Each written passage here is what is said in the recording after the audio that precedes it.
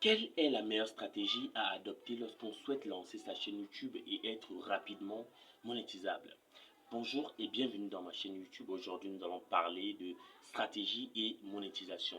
Ce sont deux éléments primordiaux qui vont ensemble, surtout lorsqu'on souhaite faire de YouTube une source secondaire de revenus. Je parle de secondaire parce qu'en réalité, les premiers moments, les revenus ne sont pas assez colossaux. Mais en adoptant les stratégies primaires que je vais te donner aujourd'hui, tu pourras mettre en place un booster pour que tes vidéos puissent faire beaucoup de vues et surtout que tes contenus attirent de plus en plus de regards. Donc la première chose que nous allons commencer par cela, c'est voilà, te dire simplement si c'est la première fois que tu me découvres. N'hésite surtout pas, si tu le peux, laisse un pouce bleu, laisse un like et voilà, abonne-toi si ce n'est pas encore le cas. Mais qu'est-ce qu'il te faut comme matériel?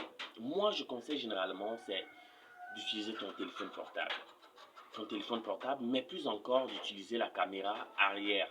La caméra arrière te permet comme ça d'avoir une bien meilleure résolution avec une lumière qui permet tout de même de bien te voir, de capter, de te captiver et de voir que tu parles à des personnes qui vont regarder tes contenus, qui vont explorer, commenter et dire ce qu'ils en pensent et qui vont surtout partager un bon moment au cours de ta vidéo.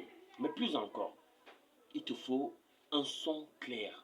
Ce son, tu peux l'avoir avec ton téléphone surtout, que les nouveaux téléphones, ils ont des très bons micros et ainsi de suite. Donc je pense que jusqu'ici, ton téléphone portable peut faire l'affaire.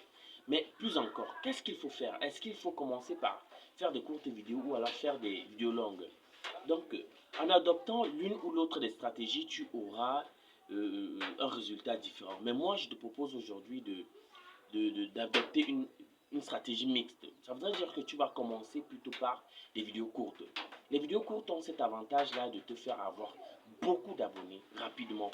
Et quand on sait que lorsqu'on se lance sur YouTube, avoir beaucoup d'abonnés, c'est vraiment primordial parce que ce sont ces personnes-là qui vont venir regarder tes contenus, liker et faire en sorte que YouTube propose ces contenus de plus en plus à des personnes.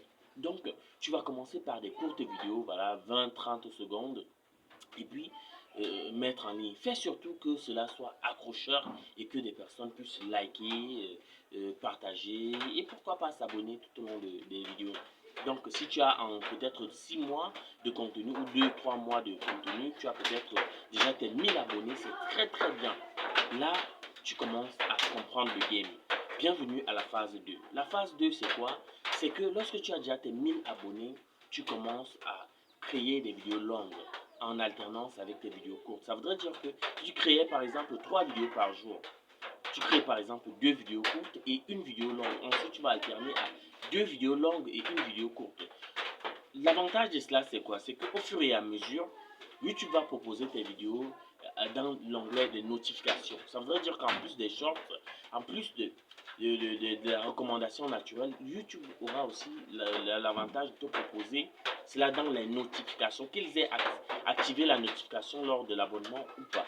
Donc, c'est cela. Maintenant aussi, tu pourras comme cela emmagasiner le nombre d'heures de visionnage. N'hésite surtout pas à faire des vidéos qui captivent, qui intéressent, qu'elles soient longues ou pas. Mais si tu peux faire des vidéos longues, fais. Maintenant, en deuxième phase, est-ce qu'il faut entrer dans la monétisation de façon bête? Non.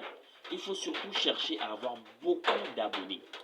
Beaucoup d'abonnés, on va te dire non, c'est pas cela qui crée beaucoup d'argent, non, ainsi de suite, c'est la niche. Oui, c'est la niche, mais avoir beaucoup de vues, c'est différent d'une personne qui a peut-être 1000 abonnés et qui gagne des centimes et une personne qui a 1 million d'abonnés mais qui gagne des dizaines de centimes. Vous voyez la différence? Donc, lorsque tu te lances, crée vraiment des contenus pour avoir beaucoup d'abonnés. Plus beaucoup d'abonnés, ça fait beaucoup de vues.